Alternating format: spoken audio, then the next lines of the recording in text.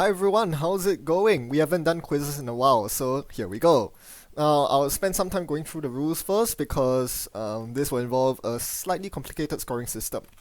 So, the objective of this quiz is to guess the 6 cards that I have prepared for you. Each card will be on a single row in this table, and this table contains information on the card, such as its subtype, the faction that the card is in, the last 2 words in its text box ignoring flavor text, and the cycle in which it was printed. From this information, you have to guess what the card is for all 6 cards. They will be shown at the same time.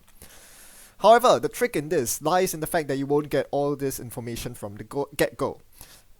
We will review the information column by column in each round. So therefore, there are 4 rounds, and the earlier you can guess the card, the more points you get. So if you can guess a card based on its subtype combination alone, it'll be worth 5 points, as you can see there.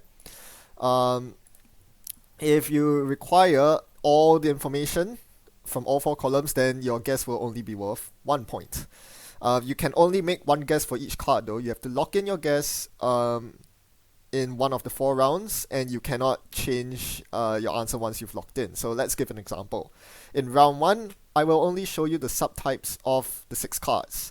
Now, this subtype column is special in that it will uniquely identify the card in question. So you can be sure that there's only one barrier psi in the game. So if you are aware of a piece of ice that has barrier and psi as subtypes, you can safely guess it. In this case, I know that this will be snowflake.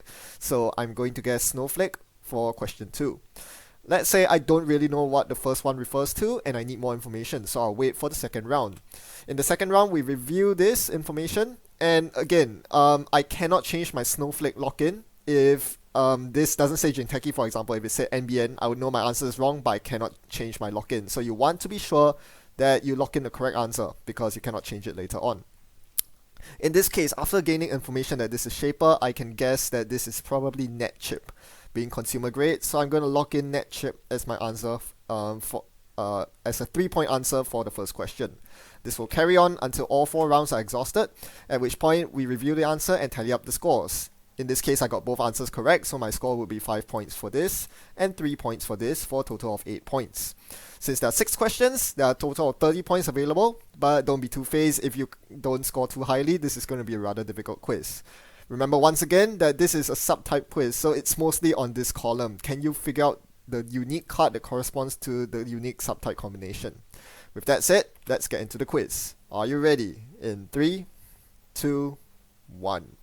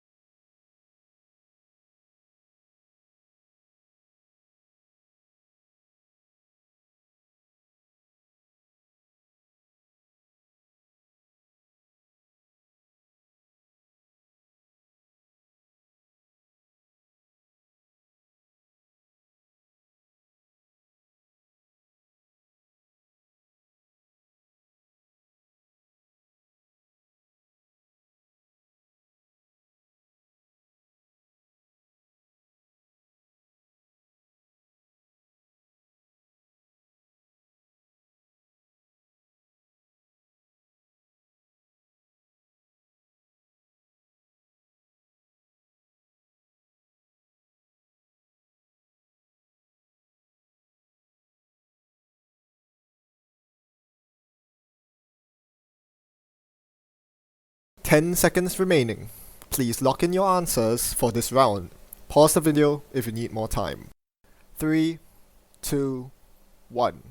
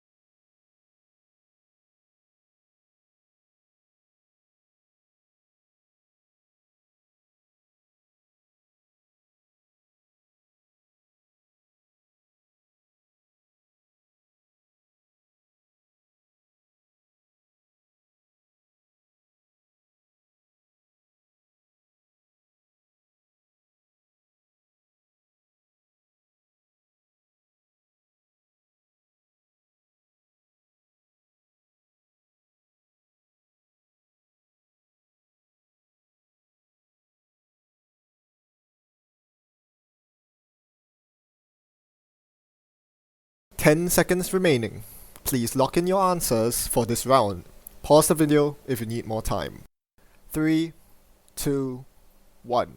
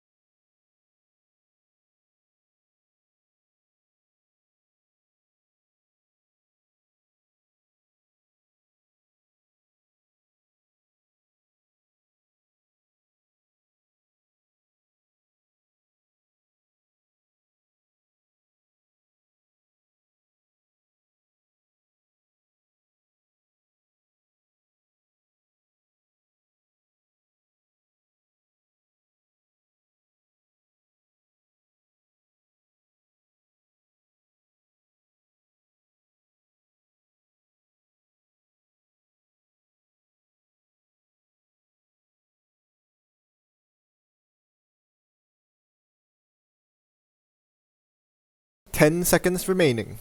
Please lock in your answers for this round. Pause the video if you need more time. 3, 2, 1.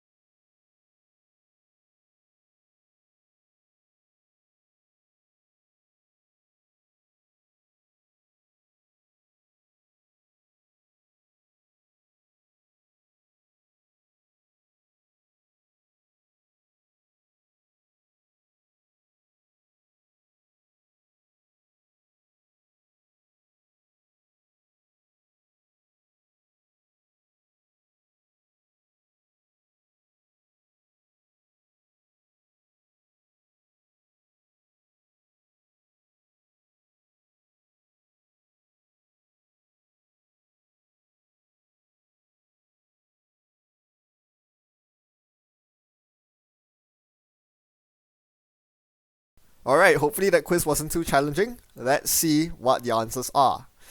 Question 1's an Alliance character, and that's Ibrahim Salem. Not seen very often. There are many characters in the Android universe, but this is the only one with the Alliance subtype.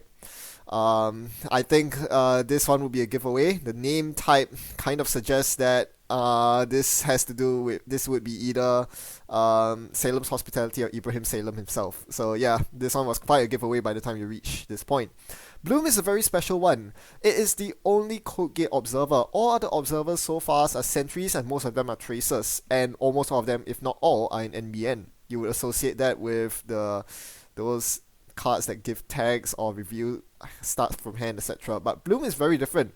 So I have no idea what an observer is anymore. This is just very different from all the other observers, and it just came in the very last pack. This one's a very easy one. Location connections, none other than Aesop's pawn shop.